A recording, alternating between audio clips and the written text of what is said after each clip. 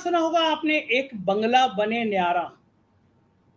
लेकिन दिल्ली का एक बंगला है जिसको लेकर घमासान छिड़ गया है। भारतीय जनता पार्टी के फाइव ब्रांड प्रवक्ता हैं संबित पात्रा। उन्होंने आज प्रेस कॉन्फ्रेंस करके कहा कि केजरीवाल ने अपने मकान पे करोड़ों रुपए खर्च कर डाले हैं सजाने में। और उन्होंने केजरीवाल के वो सब वादे याद दिलाए कि मैं मुख्यमंत्री बन जाऊंगा तो मैं गाड़ी नहीं लूंगा, मैं सरकारी सुरक्षा नहीं लूंगा, मैं सरकारी मकान नहीं लूंगा। फिर पूछा कि आखिर कारण क्या है कि केजरीवाल जी अपनी बात से पलट जाते हैं। बदले में मोर्चा लेने के लिए संजय सिंह आए। उन्होंने गिरा दिया कि प्रधानमंत्री ने अपने भवन पे कितना खर्चा किया, कई राज्यों के मुख्यमंत्री के नाम ले दिए। लेकिन बड़ा सवाल यह है, ऐसा कोई हफ्ता नहीं जा रहा तब भारतीय जनता पार्टी और आम आदमी पार्टी के नेताओं के बीच में इतनी ज्यादा तलवारें खिंच ना जाए। कांग्रेस कहती है यह आपसी नूरा कुश्ती है, आम आदमी पार्टी बीजेपी की बी टीम है, और आम आदमी पार्टी कहती है हम बीजेपी का असली चेहरा सामने ला रहे हैं, इसीलिए ये हमारे पीछे पड़े हैं। सच जो भी हो, लेकिन देश देख रहा है कि भारतीय जनता पार्टी डंडा लेके आम आदमी पार्टी के पीछे पड़ी हुई है। उनके एक मिनिस्टर, एक डिप्टी चीफ मिनिस्टर जेल में हैं, महीनों से जमानत नहीं हो पा रही। केजरीवाल जी से सीबीआई पूछताछ कर चुकी है और एक के बाद एक चीजें ऐसी हैं जो आम आदमी पार्टी को परेशान कर रही हैं। तो कारण क्या है, क्यों परेशान कर रही है बीजेपी आम आदमी पार्टी को? ये प्यार और नफरत के बीच कहानी क्या है, ये हम आज चर्चा करेंगे। उससे पहले छोटी सी रिक्वेस्ट आपसे, आपको लगता है हम ईमानदारी भरी पत्रकारिता करते हैं तो थोड़ा सहयोग करिए।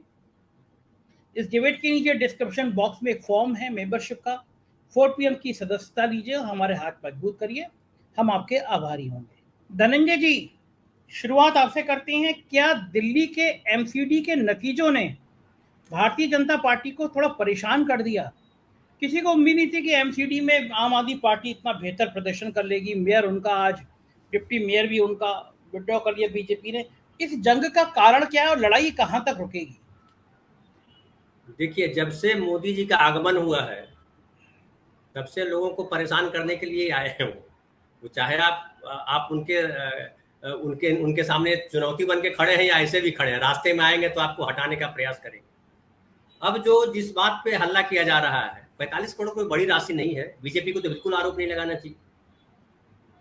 बीजेपी जिस तरह से पैसों को बर्बाद कर रही है या जिस तरह से पैसों को दूसरों को दे रही है या जिस तरह से पैसों का बंदरबाट किया जा रहा है, अभी देखिए, हम लोग अभी कुछ दिन पहले ही चर्चा किया कि पीएम केयर फंड में इतने पैसे दिए गए, सरकारी कंपनियों ने दे दिए और कह रहे हैं कि आप उसकी जांच भी नहीं कर सकते। तो बीजेपी का ये आरोप लगाना तो बेहद अनुचित है। मैं नहीं मानता हूं कि मतलब जो खुद ही तमाम तरीके के जो है अनैतिकताओं से घिरी हुई बीजेपी है, वो किस मुंह से आरोप लगाती है? वो कभी कभी थी बीजेपी, चाल चरित्र और चेहरा की बात करते थी बीजेपी। जब वाजपेयी जी थे और वाजपेयी जी कहते थे कि हम चिमटे से भी नहीं उस तरह की चीज़ों को छूते हैं, आज तो जो है एकदम गले लगा लिया जाता है। अडवाणी साहब को गले लगाए हुए हैं, बाकी सारी चीज़ें हम देख ही रहे हैं। और जिस तरह से प्रचार पे खर्च करते हैं मोदी जी, उस तरह से तो कोई नहीं कर पाता है।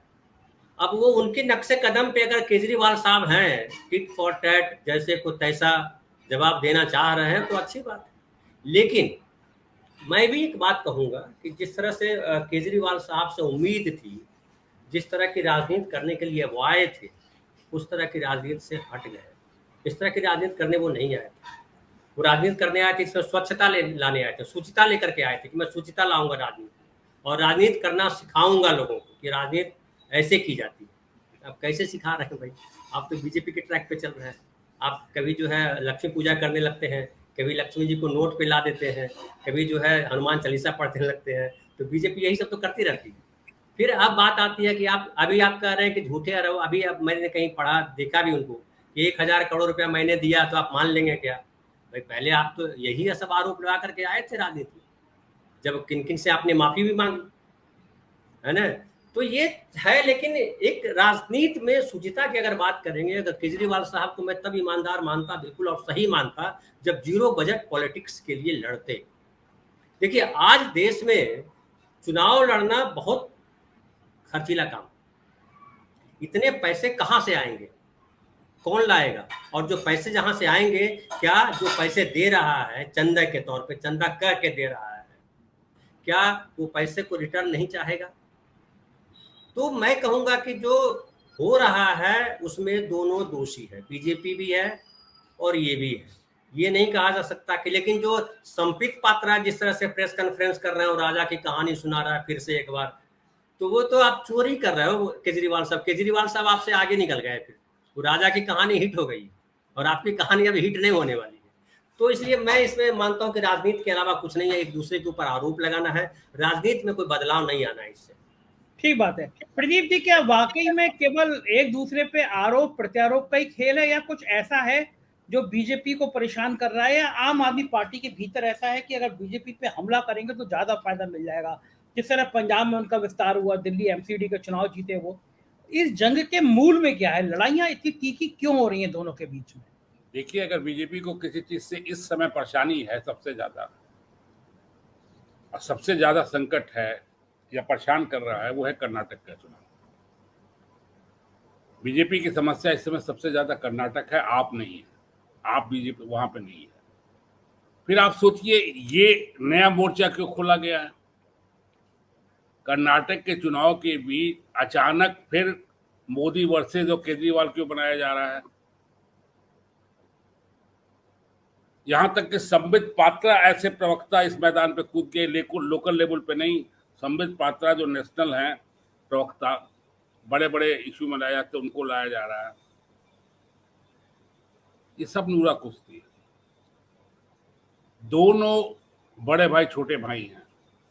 मोदी जी जिस तरह कपड़े और वो रहन सहन और वो कहे, केजरीवाल पे वही तो आरोप लग रहा है।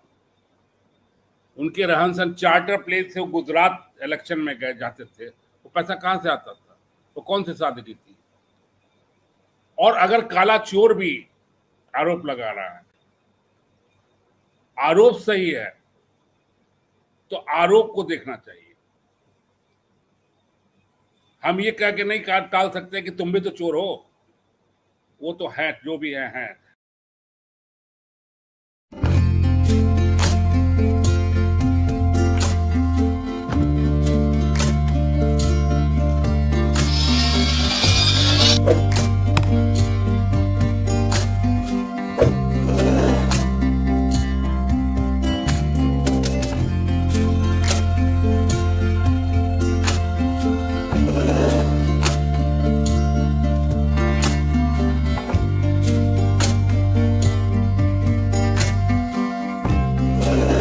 you